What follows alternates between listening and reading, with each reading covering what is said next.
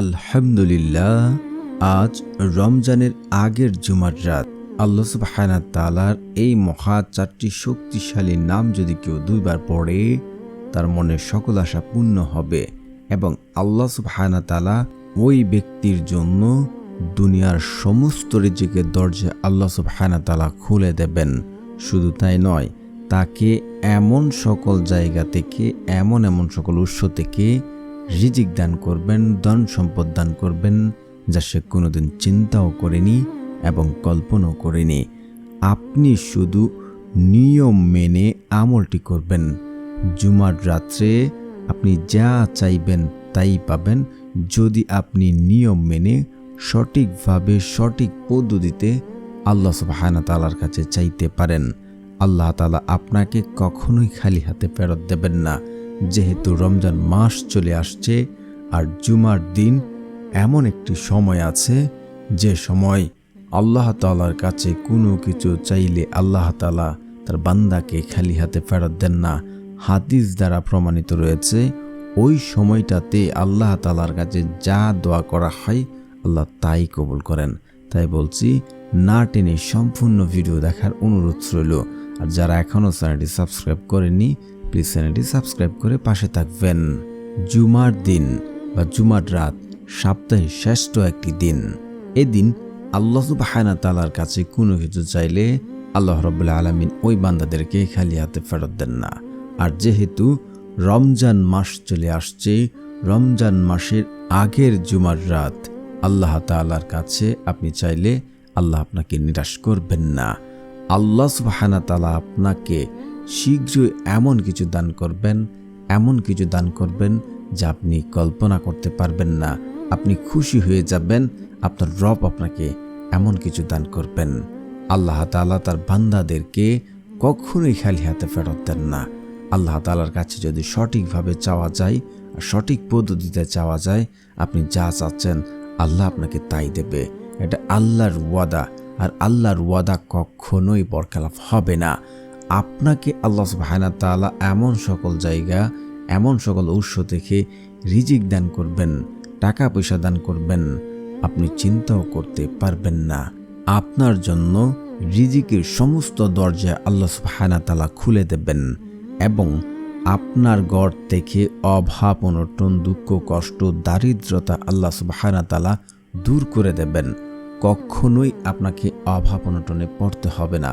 কখনোই আপনাকে অভাব অনটনের জন্য মানুষের কাছে লজ্জাবোধ আর করতে হবে না। আল্লাহ সুবহানাহু ওয়া তাআলা সেই অভাব অনটন দূর করে দেবেন এবং আপনার যদি ঋণ থাকে, আল্লাহ সুবহানাহু ওয়া তাআলা আপনার ঋণের ব্যবস্থা করে দেবেন এবং আপনার মনে যত কঠিন আশাই থাকুক আল্লাহ সুবহানাহু ওয়া তাআলা তা পূর্ণ করবেন। আল্লাহ তাআলা কোরআনে বলেন, উদউনি আস্তাজিব লাকুম, তোমরা আমাকে ডাকো, আমি তোমাদের ডাকে সাড়া দেব। আর রাসূল সাল্লাল্লাহু আলাইহি ওয়াসাল্লাম হাদিসে ইরশাদ করেন, যখন কোনো বান্দা আল্লাহ তাআলার কাছে দুহাত তুলে, আল্লাহ রাব্বুল আলামিন ওই বান্দাদেরকে খালি হাতে ফেরত দিতে লজ্জাবোধ করেন। যদি আমাদের মাঝে এমন অনেক মানুষ থাকে যাদের অভাব অনটন রয়েছে, বিপদ আপদে রয়েছেন, অনেক চেষ্টা করছেন, কোনোভাবেই ভাগ্য পরিবর্তন হচ্ছে না। একটি কথা বলি, ভাগ্য আপনার ততক্ষণ পরিবর্তন হবে না যতক্ষণ আপনি নিজ থেকে চেষ্টা না করছেন। আর যদি আপনি চেষ্টা করার পরেও আপনার ভাগ্য পরিবর্তন হচ্ছে না, তাহলে বুঝবেন আল্লাহ সুবহানাহু ওয়া তাআলা এর ভিতরে আপনার জন্য কোনো কল্যাণ রেখেছেন। আর আমল দ্বারা কখনোই মানুষ বিফলে যায় না, আমল সবসময় ফলাফল আসে।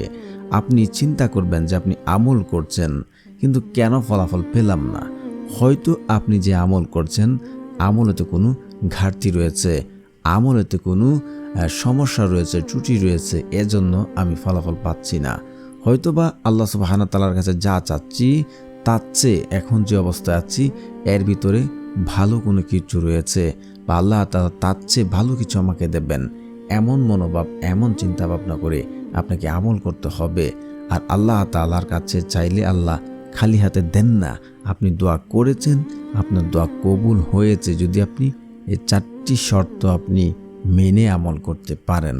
তা হচ্ছে, যারা আত্মীয় সম্পর্ক চিহ্নিতকারী দোয়া করে, আল্লাহ সুবহানাহু ওয়া তাআলা তাদের দোয়া কবুল করেন না। দ্বিতীয়ত হচ্ছে আমল করছেন, পুনরায় পাপ কাজ করছেন, তাদের দোয়া কবুল করা হবে না, তাড়াহুড়া করা কবুল করবেন না। তৃতীয়ত হচ্ছে হারাম খাবার যারা খায় তাদের দোয়া কবুল করা হয় না, কারণ আল্লাহ সুবহানাহু ওয়া তাআলা পবিত্র, তিনি পবিত্রতা পছন্দ করেন। আল্লাহ সুবহানাহু ওয়া তাআলার কাছে যদি আপনি হারাম খেয়ে দোয়া করেন, আপনার দোয়া কবুল হবে না। চতুর্থত হচ্ছে যে যারা 5 ওয়াক্ত নামাজ আদায় করে না, তাদের দোয়া কবুল করা হয় না। অবশ্যই এই 4টি শর্ত আপনারা মানবেন, মেনে আপনারা আমলটি করবেন। আমলটি আপনারা এখন কিভাবে করবেন? এই 4টি শর্ত আপনারা মেনেছেন, এখন আমলটি কিভাবে করবেন? আপনাদের আমল দ্বারা দ্রুত ফলাফল পেতে হলে আপনাকে যা করতে হবে তা হচ্ছে নিজে নিজে আপনাকে বিশ্বাস করতে হবে, নিজেকে কনফার্ম করতে হবে, আমি যে আমল করছি এই আমলের ওসিলায় আল্লাহ সুবহানাহু ওয়া তাআলা আমাকে দেবে। আমি নিশ্চিত, আমি কনফার্ম, আমি যে দোয়া করছি আল্লাহ আমাকে দেবেন, আমি তা পাবো। আমি আল্লাহর কসম করে বলতে পারি, নিশ্চিত থাকেন আপনি যা চাচ্ছেন তা পাবেন, যদি নিজ থেকে আপনি কনফার্ম হতে পারেন, নিজেকে 100% নিশ্চিত হতে পারেন যে আমি পাবো ইনশাআল্লাহ।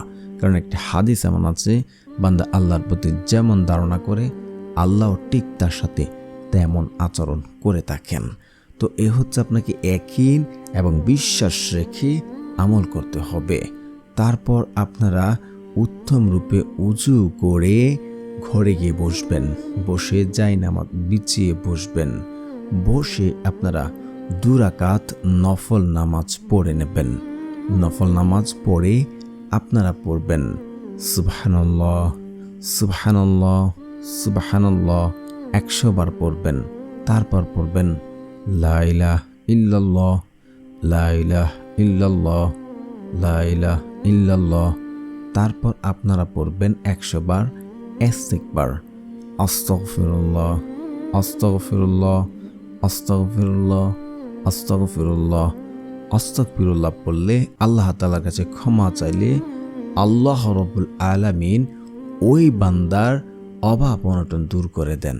শুধু তাই নয়, আল্লাহ রাব্বুল আলামিন ওই বান্দাকে এমন সকল জায়গা থেকে, এমন সকল উৎস থেকে রিজিক দান করবেন যা সে কল্পনা করেনি।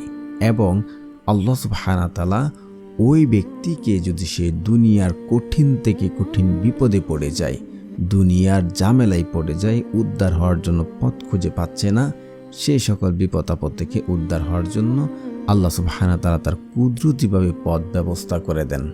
সুবহানাল্লাহ। অবশ্যই আপনারা ইস্তিগফার পড়বেন। তারপর আপনারা পড়বেন দুরূদ শরীফ, কারণ দুরূদবিহীন দোয়া কখনোই কবুল করা হয় না, সেটা আসমানে গিয়ে ঝুলন্ত অবস্থায় থাকবে। আপনি যাই করেছেন, যদি রাসূল সাল্লাল্লাহু আলাইহি ওয়াসাল্লামের উপরে দুরূদ না পড়েন, তাহলে আপনার দোয়া কবুল হবে না। তো যারা দুরূদ শরীফ পারেন না, আমার সাথে সাথে পড়তে পারেন এবং শুনলে হবে ইনশাআল্লাহ। তো আপনারা দুরূদটি পড়ে নেবেন। সবচেয়ে ভালো হয় দুরূদ ইব্রাহিম 3 বার পড়বেন। আল্লাহুম্মা সাল্লি আলা মুহাম্মাদ ওয়া আলা আলি মুহাম্মাদ কামা সাল্লাইতা আলা ইব্রাহিম ওয়া আলা আলি ইব্রাহিম ইন্নাকা হামিদুম মাজিদ। আল্লাহুম্মা বারিক আলা মুহাম্মাদ ওয়া আলা আলি মুহাম্মাদ কামা বারাকতা আলা ইব্রাহিম ওয়া আলা আলি ইব্রাহিম ইন্নাকা হামিদুম মাজিদ। তারপর আপনারা পড়ে নেবেন সূরা ফাতিহা একবার। বিসমিল্লাহির রহমানির রহিম। আলহামদুলিল্লাহি রাব্বিল আলামিন আর রহমানির রহিম মালিকি ইয়াউমিদ্দিন ইয়্যাকা না'বুদু ওয়া ইয়্যাকা নাস্তাঈন ইহদিনাস সিরাতাল মুস্তাকিম সিরাতাল লাযীনা আন'আমতা আলাইহিম গায়রিল মাগদুবি আলাইহিম ওয়ালাদ-দাল্লিন আমিন। তারপর আপনারা পড়ে নেবেন 10 বার সূরা ইখলাস। বিসমিল্লাহির রহমানির রহিম। কুল হুয়াল্লাহু আহাদ আল্লাহুস সামাদ লাম ইয়ালিদ ওয়া লাম ইউলাদ ওয়া লাম ইয়াকুল লাহু কুফুয়ান আহাদ। তারপর আপনারা আল্লাহ সুবহানাহু ওয়া তাআলার এই 4টি নাম 2 বার করে পড়ে নেবেন। তো প্রিয় দর্শক, যারা আমার চ্যানেলটি সাবস্ক্রাইব করবেন তাদের মনের আশা পূর্ণ হবে, এবং যাদের মন ভালো তারা অন্যদেরকে সহযোগিতা করেন এবং আল্লাহ তাআলা তাদেরও মনের আশা পূর্ণ করেন। আল্লাহ সুবহানাহু ওয়া তাআলার প্রথম নামটি হচ্ছে ইয়া মুজিবু। ইয়া মুজিবু, কোনো ব্যক্তি ইয়া মুজিবু বললে আল্লাহ তাআলার কাছে যা চাইবে আল্লাহ সুবহানাহু ওয়া তাআলা তা কবুল করে নেন। তারপরে পড়বেন ইয়া বাসিতু। ইয়া বাসিতু, ইয়া বাসিতু। তারপরে পড়বেন ইয়া আল্লাহ। ইয়া আল্লাহ, ইয়া আল্লাহ। তারপরে পড়বেন ইয়া গফফারু। ইয়া গফফারু, ইয়া গফফারু। তারপর আল্লাহ সুবহানাহু ওয়া তাআলার কাছে 2 হাত তুলে দোয়া করুন, আর ফলাফল নিজ চোখে দেখতে পারবেন ইনশাআল্লাহ, ইনশাআল্লাহ।